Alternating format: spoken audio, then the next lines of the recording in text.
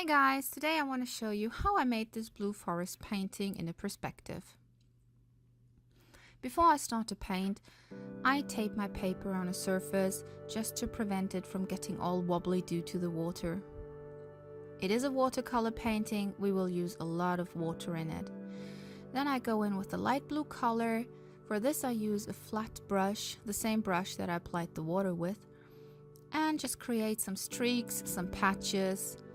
Goal is to have a very patchy background. Just ignore the noise in the back. That's my cats. Can't help it. I have them. I love them. Parasites. I dab the extra water away with some paper towel and then use a hair dryer to make it dry. And since we're talking about them, yes, I do remove some cat hair there. When the paper is really dry, let's check, is it dry? As you can see, the background now is very patchy. I really try to avoid that it has this unicolor look. And when it's all completely dried, I will go in with a bigger brush and some blue color, some darker blue. Creating some dabs here and there. Randomly, those will be my leaves in the background.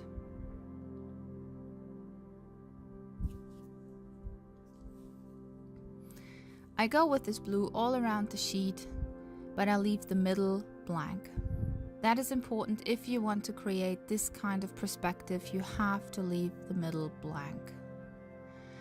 And with the flat brush, I will just distribute more of the blue color. As you can see, there is a puddle of color coming up here, and it's really hard to avoid doing this when you have watercolors. It's really hard because either you use very heavy, thick paper, it still might get wavy. So I just use paper towel to dab it away. Also, it helps that the leaves will look very patchy, and since they will be in the background of the painting, that's totally fine. Then I use a smaller pointy brush with dark blue just to add in more color. And I will use the bigger brush to distribute it. I try to stay in the wet patches. It helps to just let the color work its way. It's watercolor. It will work where the water is. Try to create some stems already, some trees, some bushes in the front.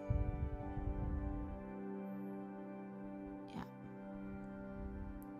So I just go around the edges, in the middle, try to add a bit more dark where I think it's necessary. And I dab the excess water off again. With this sort of painting, it's kind of necessary to have paper towel on hand, I have to say. I let the painting dry for 3 hours after I painted on it again. Now I use a smaller brush, some very dark color. This is all just one color. This is just indigo blue, and I diluted it so it is very light blue or just so dark that it looks nearly black. The trees are rather easy. Just make them very pointy on top and very wide on the bottom.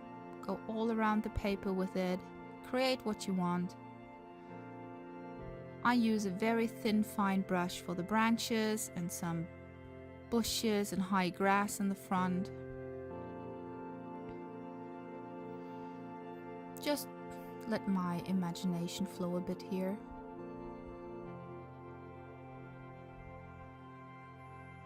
I do this all around the edges on all trees, and when I'm done, I will get in with my small pointy brush again and add some dark blue for some leaves. Basically just texture. I will go in patches where I think this is too light, I need more color there. The more layers, the darker it will be. Some fine detail work here.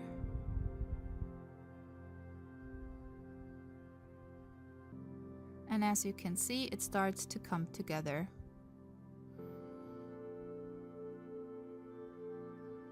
Adding some dark blue here and there, and then going with my big brush around for the bushes in the front.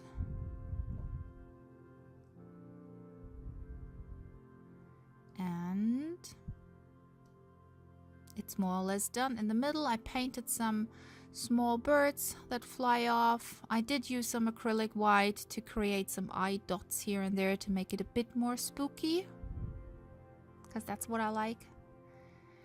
And that's the finished painting. I hope you enjoyed this video and see you again next time. Bye bye.